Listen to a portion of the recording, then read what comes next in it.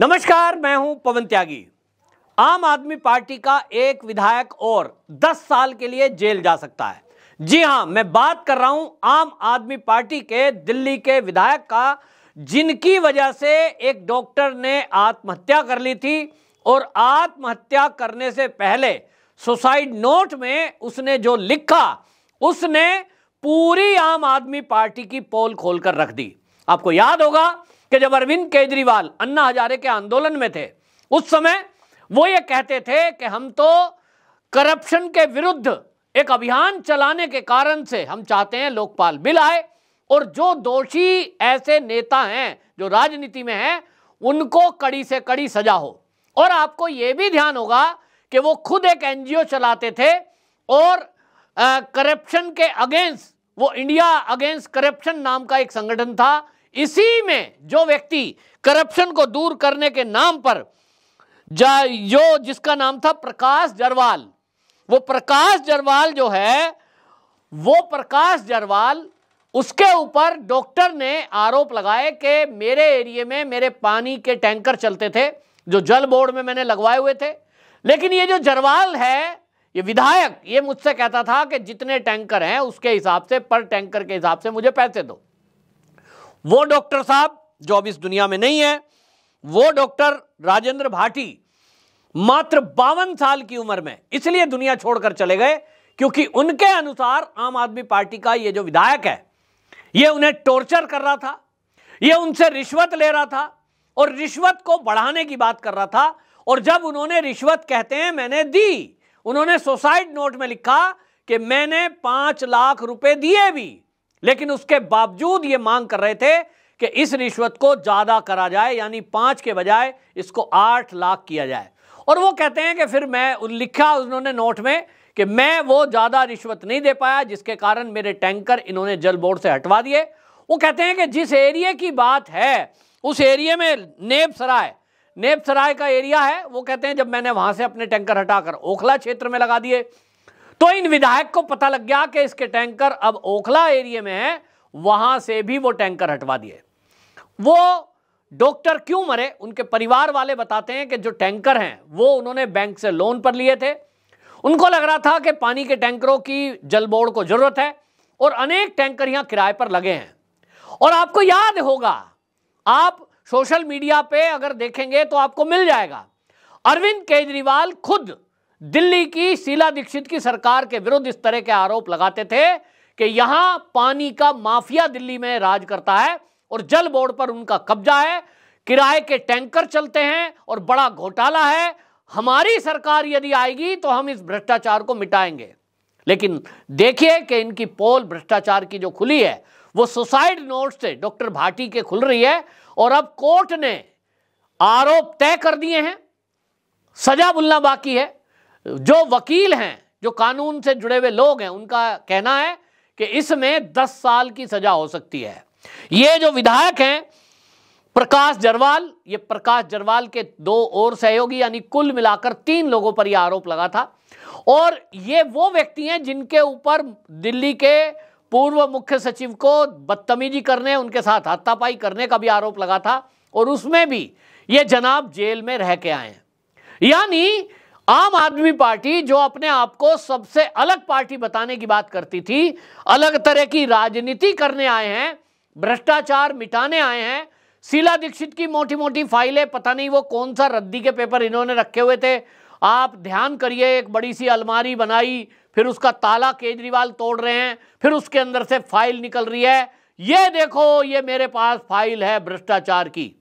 और यही केजरीवाल जी हैं जिनका वो वीडियो आजकल सोशल मीडिया पे वायरल हो रहा है, जिसमें ये कह रहे थे कि सारी ईडी और आईटी जो इनकम टैक्स हैं, इन डिपार्टमेंट को बंद कर दो। क्यों? क्योंकि ये अगर सोनिया गांधी को जेल नहीं भेज सकते तो इन एजेंसियों का फायदा क्या है।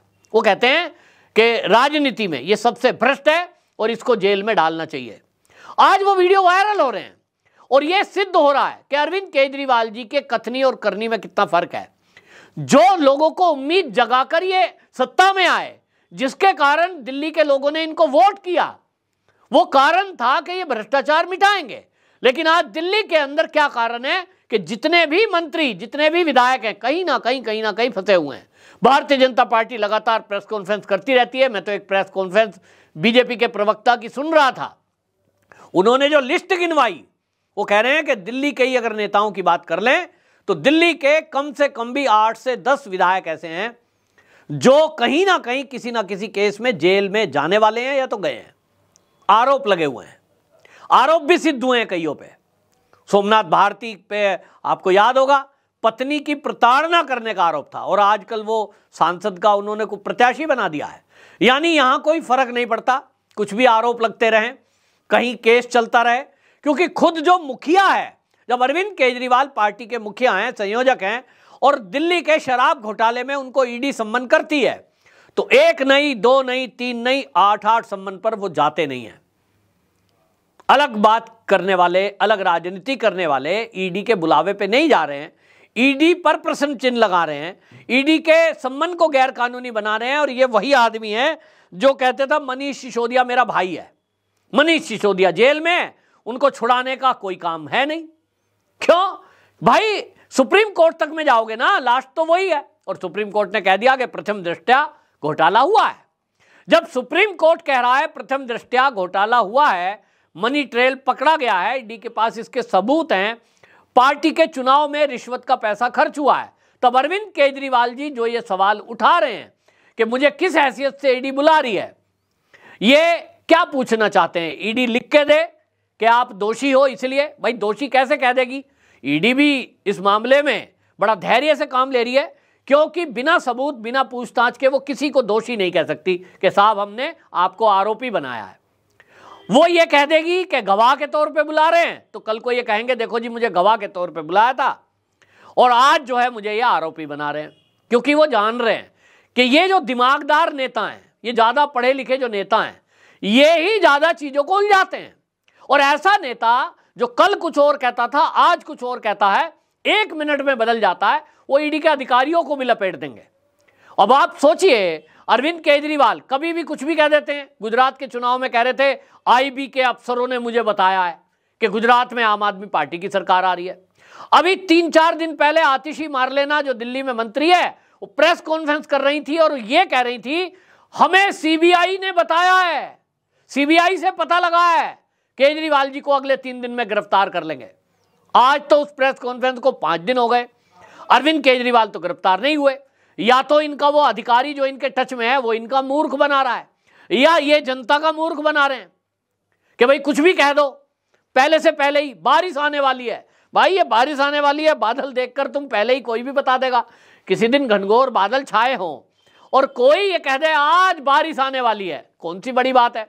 भाई जिस आदमी पर आबकारी घोटाले में केस चल रहा है, ईडी सम्मन पे सम्मन दे रही है, कोर्ट ने भी, अब तो राव एवेन्यू कोर्ट ने सम्मन भेज दिया और ये कह दिया है कि भाई ईडी को अधिकार है नोटिस देने का। उनका चरित्र देखिए कि वो किसी भी बात का जवाब देने को तैयार नहीं है। तो सीधा इशारा है अपने बाकी नेताओं को, बाकी विधायकों को और सांसदों को कि आप कुछ भी करो, आपके पीछे पार्टी खड़ी है और पूरी मजबूती से हम अपने अपराधों को स्वीकार नहीं करेंगे। और अगर जेल गए तो कहेंगे बीजेपी डर गई, डर कर जेल में जा रहे हैं। सवाल तो यहां यह भी है कि अभी जो आरोप तय हुए हैं, जो इन पर प्रकाश जारवाल पर जो आरोप तय हुए हैं, अब ये जेल जाएंगे देखना, तो क्या ये भी बीजेपी ने कराया है? क्या इसमें भी ईडी और सीबीआई का हाथ है? निश्चित रूप से नहीं। एक डॉक्टर ने आत्महत्या करी है और उन्होंने जो आरोप लगाए, भाई पूरी जांच पुलिस ने करी कि जो आरोप डॉक्टर साहब ने लगाए, डॉक्टर भाटी ने, राजेंद्र भाटी ने, कि क्या इनके टैंकर वाकई में जल बोर्ड में लगे हुए थे। पुलिस ने पूरी जांच की और मेरी तो अधिकारियों से बात हुई, उन्होंने कहा हमने जांच की तो पाया कि वाकई में इनके टैंकर जल बोर्ड में लगे थे, पानी की सप्लाई गली मोहल्लों में करा करते थे। तो फिर वो हटे किस कारण से?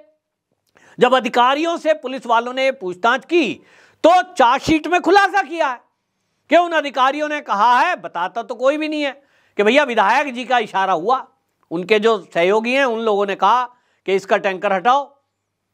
अब किसी अधिकारी, मतलब विधायक के सहायक के कहने से हो रहा है, तो उस जब सहायक से पूछा गया उसने कहा मुझे विधायक जी ने कहा कि इसका टैंकर हटवाओ। तो प्रूफ हो गया कि टैंकर लगे थे, अकारण, केवल विधायक जी की इच्छा नहीं है, इसके कारण हटवा दिए गए। और उसके कारण ऐसा नहीं, फिर कहीं से भी उसको सप्लाई नहीं लेने दी। अब एक आदमी मान लीजिए उसको कोई किस्त देनी है बैंकों की, किराए पर लोन लेकर उसने टैंकर लिए हैं और अचानक से उसका टैंकर हट जाए तो भैया झटका लगेगा, डिप्रेशन में वो जाएगा और उसके कारण उसको टॉर्चर किया जा रहा है, ये परिवार वालों का आरोप था। उसके कारण अगर आप जेल जाएंगे तो क्या कहेंगे केजरीवाल जी? पार्टी के संयोजक हैं भाई, अब भी फिर वो यही कहेंगे क्या? इस पर फिर यही कहेंगे। और पहले जो मारपीट के आरोप में ये महाशय मुख्य सचिव को सोचिए, इन्होंने उसके साथ बदतमीजी की थी और उसके कारण जेल गए थे। लेकिन आम आदमी पार्टी में लगता है कि कोई अब नियम कायदा कानून नहीं है, केवल एक बात दिखाई दे रही है कि कोई भी आ जाओ, आम आदमी पार्टी से टिकट ले लो और राजनीति करो। ना कोई भ्रष्टाचार का मुद्दा बच गया है, ना अपराध का कोई मुद्दा बच गया है।